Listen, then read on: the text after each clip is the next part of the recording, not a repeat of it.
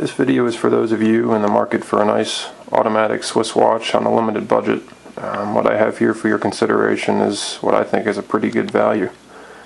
Having owned and continuing to own several very high-end top-tier brand watches, it's actually kind of a misnomer. Most people tend to think that, if you're into watches you have to own very expensive ones, and the truth is I get just as much enjoyment out of some of my more affordable watches as I do out of my very expensive ones.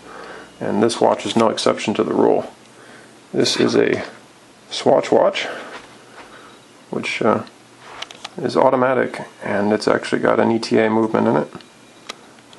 Those of you that are familiar with ETA and Swatch in general know that ETA movements power a lot of more higher end brands.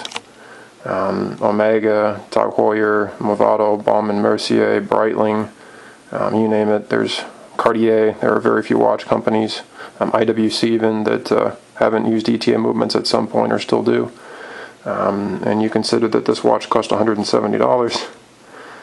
It seems kind of silly to pay more. Now, you are going to notice some cost cutting. For starters, I had this on a leather strap, but it didn't come on a leather strap. It came on this vinyl strap over here. It's a decent quality strap, but I prefer my watches on leather straps. And one of the shortcomings of Swatch is that they had this really funny lug style, so I actually had to cut holes in my leather strap to make this fit.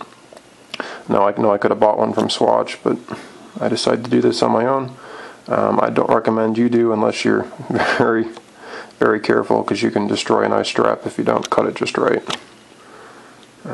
This watch, actually, you can see the movement in it as well.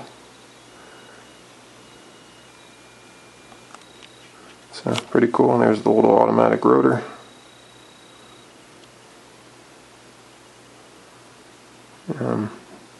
Now this back isn't glass, it's actually like an acrylic or a plastic, so it is scratchable. But that's pretty cool. You can't even get a see-through back like this on a Rolex. So. And this thing's got a pretty decent power reserve. I'm not quite sure what it is, but it seems to be running. I've had it running over 2 days without winding it, which is pretty good. If you pull the crown all the way out, you'll see it's not hacking, so the second hand continues to tick. But that's okay, you can hand wind it. And you've got your date window down here at 6 o'clock. And it's got these cool Piguet style blued hands. And it's actually got a nice bit of design on the dial.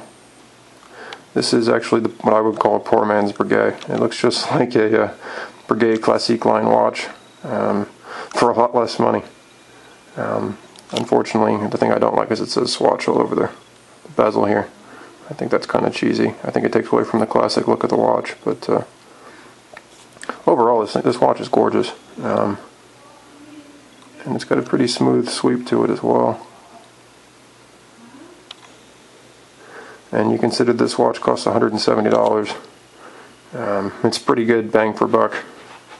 And I think it looks nice on the wrist as well. Again, this strap is aftermarket, but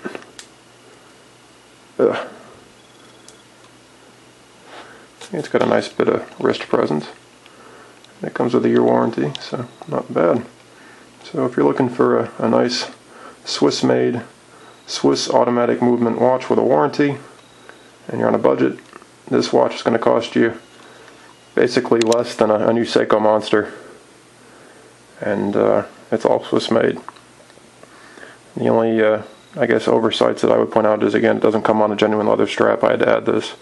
And this crystal is acrylic or plastic, so it will scratch. But if you have a nice tube of toothpaste, you can take care of that real quickly just by rubbing it off. Hope you enjoyed the review. Stay tuned for more.